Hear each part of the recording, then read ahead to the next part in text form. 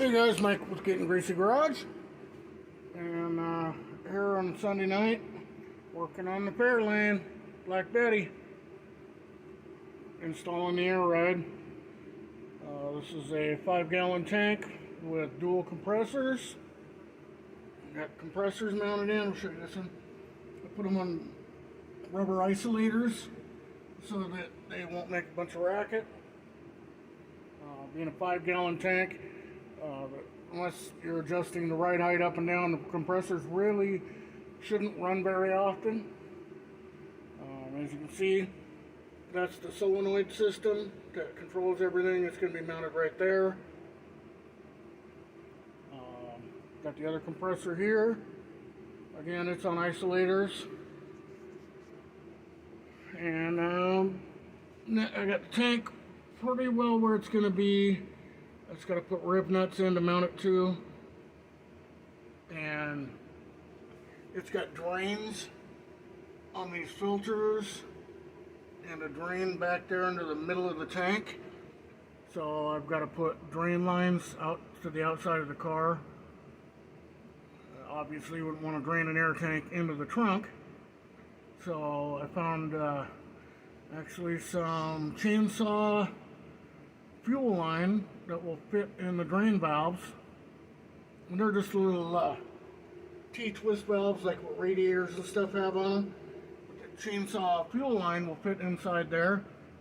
And I'll be able to run that through the floor pan to the outside through a grommet. And that way when they're drained, no water in the trunk. You know, air ride does have its maintenance.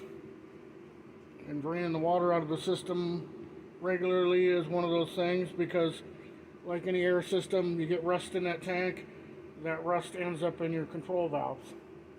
So the battery box is in, and that's the relay panel for all the doors and everything. That's going to mount right there. Of course, it'll be down and in. I just kind of got it propped up there, but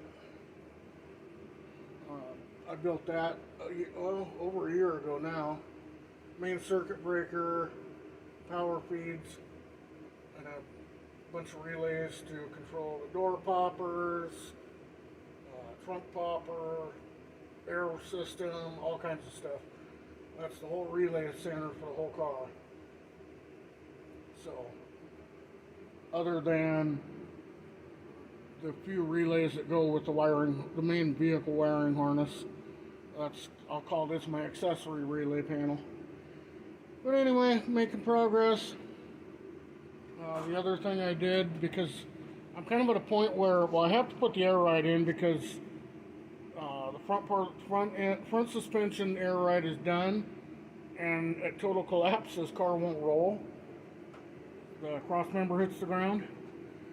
So, in order to move the car out so I can put the engine in it, I gotta have the air ride. I kind of worked myself into a corner. The other thing I did was I put the dashboard in.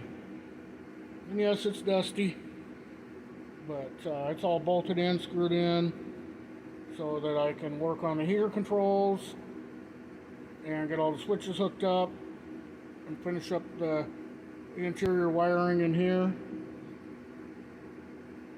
And now that I got this rocker all done, I'll be able to run the wiring back to the taillights and stuff like that. I'm going to run it inside the rockers. But there's the air tank. It'll be, I'm going to put a panel in here. There was like cardboard stuff from the factory that covered this, covered the back of the seat. I'm not sure if I want to put a sheet of aluminum in there, make it shiny and nice looking, or just put a piece of 22 gauge, or even maybe some masonite, just painted black.